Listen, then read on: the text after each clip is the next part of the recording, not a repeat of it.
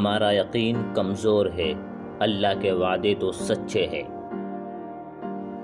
اللہ کا ذکر کرتے رہا کرو، چاہے گھر میں ہو یا راستے میں، کیونکہ جس چیز کے سامنے اللہ کا ذکر کرو گے، چاہے وہ پتھر ہو یا پھول، درخت ہو یا کچھ بھی، قیامت کے دن گواہی دے گے کہ تیرا یہ بندہ تیرے ذکر میں مشغول رہتا تھا۔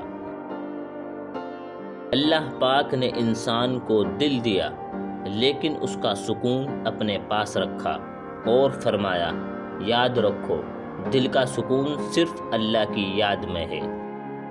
اللہ سے رجوع کرنے میں دیر نہ کرو، بے شک اس نے عرش الہی پر تحریر لکھ دی ہے، میری رحمت میرے غضب پر حاوی ہے۔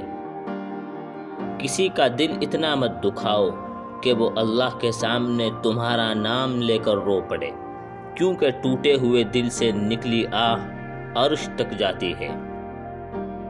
اللہ کی 4 رحمتیں جو انسان سے برداشت نہیں ہوتی۔ نمبر 1 بیٹی، نمبر 2 مہمان، نمبر 3 بارش، نمبر 4 بیماری۔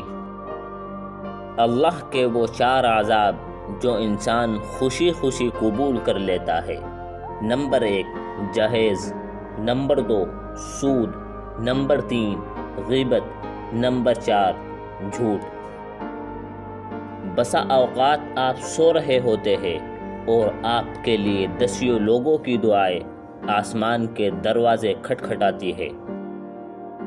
جب تمہیں ذکر اللہ سننا اچھا لگنے لگے تو جان لو کہ تمہیں اللہ سے محبت اور اللہ کو تم سے محبت ہو گئی ہے۔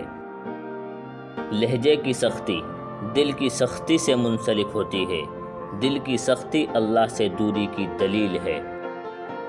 جو اللہ کا مقرب نہیں وہ مخلوق کا مقرب نہیں ہو سکتا۔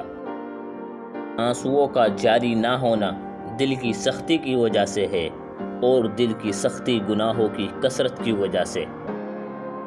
سچائی اور نیکی کا راستہ دشوار ضرور ہے، لیکن منزل بہت خوبصورت ہے۔ برائی کا راستہ آسان سہی، لیکن منزل تباہی ہے۔ دوستو، اگر آپ کو یہ ویڈیو پسند آئی ہو تو اس کو لائک کریں اور ہمارے چینل کو سبسکرائب ضرور کریں۔